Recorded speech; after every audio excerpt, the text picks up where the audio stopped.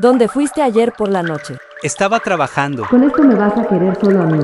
La bruja me dijo que con esto será solo mío. No te creo. Me siento mareado y no puedo respirar. Lo prefiero tonto que en brazos de otro. La pócima del amor. En México se dice que si quieres amarrar a alguien, solo necesitas ponerle unas gotas de toloache en la comida. Pero lo que casi nadie te cuenta es que esa misma pócima de amor puede mandarte directo al hospital. O algo peor. Hoy vamos a desmontar el mito del toloache y ver la realidad científica detrás de la planta del amor tóxico. Toloache, mitos versus realidad. Hoy vamos a responder a 3 preguntas. ¿De verdad el toloache enamora? ¿Qué le hace al cuerpo y al cerebro? ¿Y por qué se volvió parte de nuestra cultura popular?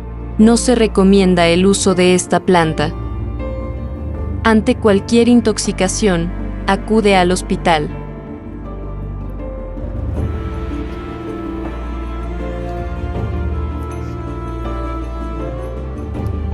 Cuando hablamos de toloache, no hablamos de una sola planta, sino de varias especies del género Datura, muy comunes en distintas regiones de México.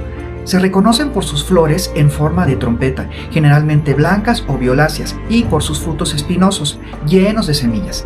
En muchos lugares se le conoce como planta del amor, hierba del diablo o simplemente toloache, sin distinguir especies ni nivel de toxicidad. Y aquí viene el primer punto clave. El toloache es una planta tóxica, no una infusión inofensiva para jugar a la brujería.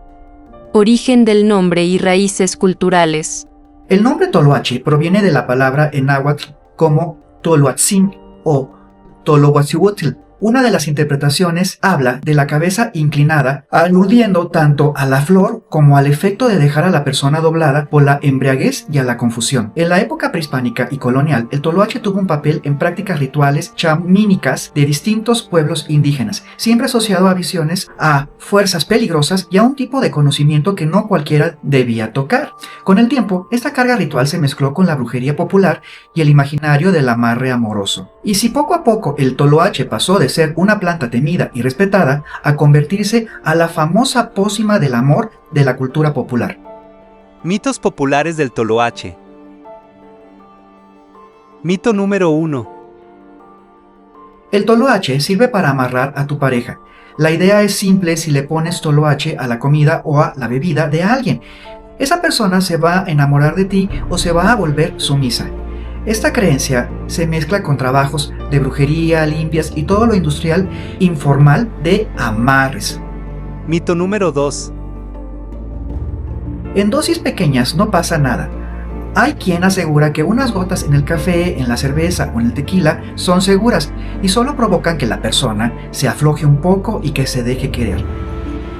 Apóyanos con un super like para poder seguir haciendo contenido como este. O mejor aún, suscríbete. En realidad, nadie sabe qué concentración de sustancias activas tiene cada planta, cada semilla o cada preparación. Lo que parece poquito puede ser suficiente para una intoxicación grave. Mito número 3. Como es natural, no es peligroso. Aquí entra el clásico: si es planta, ha de ser un remedio seguro. No, el problema es que natural no significa seguro. La cicuta también es natural y es un veneno. Realidad científica. ¿Qué le hace al cuerpo? Ahora vamos con la realidad. El toloache contiene varios alcaloides tropánicos, entre ellos la escopolamina y la atropina y la ioasamina. Estas sustancias bloquean la acción de la acetilcolina, un neurotransmisor clave en el sistema nervioso parasimpático. Traducido al lenguaje cotidiano, desregulan funciones básicas del cuerpo y alteran gravemente la mente. En el cuerpo, esto se ve así: pupilas muy dilatadas y visión borrosa, boca y piel extremadamente secas, taquicardia, presión elevada y, en casos serios, dificultad para respirar. En el sistema digestivo puede haber náuseas, vómitos y parálisis intestinal. En la mente, El cuadro es todavía más preocupante. Quien se intoxica con toloache puede sufrir alucinaciones intensas, delirios, desorientación total y pérdida de la noción de la realidad. Muchas personas no recuerdan lo que hicieron o dijeron bajo esos efectos. En intoxicaciones graves, el cuadro puede evolucionar a convulsiones, coma y, sí, a la muerte. ¿Enamora o intoxica? Entonces, regresemos a la pregunta central. ¿El toloache enamora? La respuesta corta es no. Lo que genera es intoxicación, confusión, pérdida de juicio y muchas veces una apariencia de sumisión porque la persona no está en control de sí misma. No hay un aumento real del amor o del afecto. Lo que hay es vulnerabilidad y daño. Usar toloache en la bebida o en la comida de alguien no es un truco romántico. Es una forma de envenenamiento y una violación muy seria del consentimiento. Usos medicinales reales.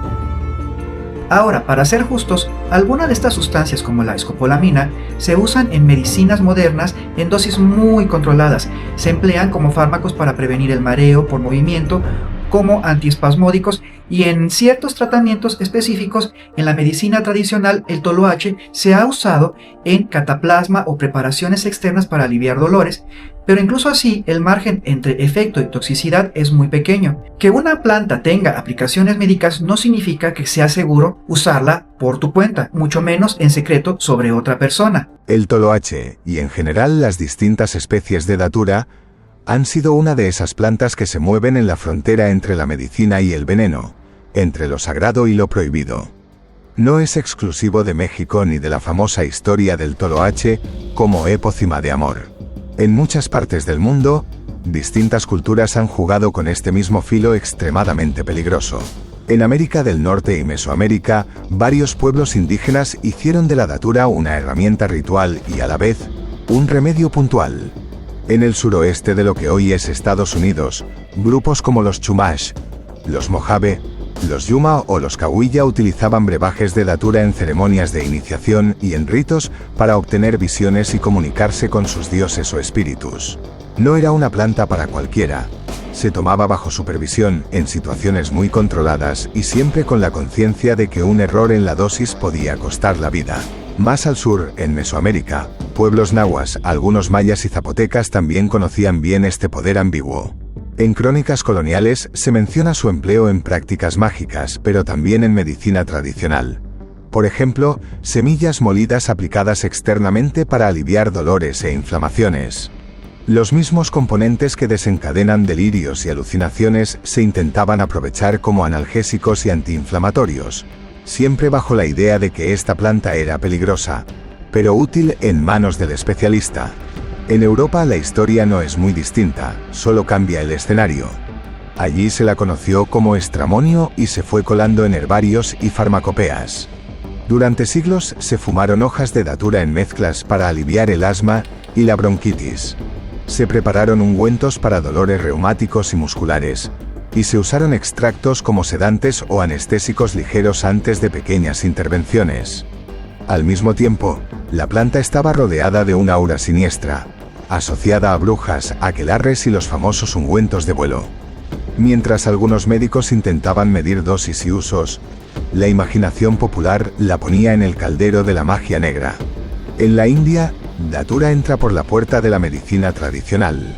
En Ayurveda se la conoce como datura y se le atribuyen usos para calmar dolores intensos, tratar reumatismo, ciática, inflamaciones, asma y bronquitis, sobre todo en preparados externos como aceites medicados, cataplasmas y ungüentos. En ocasiones se ha usado también de forma interna, pero siempre bajo la idea de que es una hierba tóxica, que debe administrarse en cantidades mínimas y combinada con vehículos como ghee, aceite o miel para mitigar su agresividad. No es una plantita más. Está catalogada como algo que puede curar, pero también matar. En África y Asia Occidental también encontramos historias parecidas. En Etiopía se ha documentado el uso de datura como una especie de potenciador mental entre algunos estudiantes o religiosos, con la idea de abrir la mente, aumentar la creatividad o facilitar el estudio. Muchas veces con resultados que terminan en psicosis, desorientación y hospitalización. En regiones de Afganistán, ciertos grupos místicos, como los Malang, la han usado en contextos chamánicos para atravesar los límites de la percepción y entrar en el otro mundo. En zonas rurales de África Austral, se han preparado remedios tradicionales a base de datura para problemas respiratorios o dolores, pero hoy se reconocen claramente los casos de intoxicación en personas y animales. Si juntamos todas estas historias, el patrón se vuelve clarísimo. Casi ninguna cultura que conoció la datura la trató como una simple hierba inocente. Al contrario, siempre aparece marcada por tres sellos: poder, peligro y especialización. Poder, porque sus efectos son intensos, transformadores de la conciencia y del cuerpo. Peligro, porque el margen entre una dosis útil y una dosis mortal es extremadamente estrecho. Y especialización, porque tradicionalmente se asumía que solo chamanes, curanderos experimentados, médicos o místicos iniciados debían manejarla. Advertencias. Si alguna vez sospechas que alguien pudo haber consumido toloache voluntaria o involuntariamente y presenta síntomas como alucinaciones, taquicardia, pupilas muy dilatadas y confusión extrema, lo único responsable es llevarlo de inmediato a un servicio de urgencias. No intentes curarlo en casa, no esperes a que se le pase. Conclusión. El amor real se construye con libertad, con acuerdos y con respeto, no con veneno disfrazados de tradición. Ante cualquier intoxicación, acude a servicios médicos de urgencia.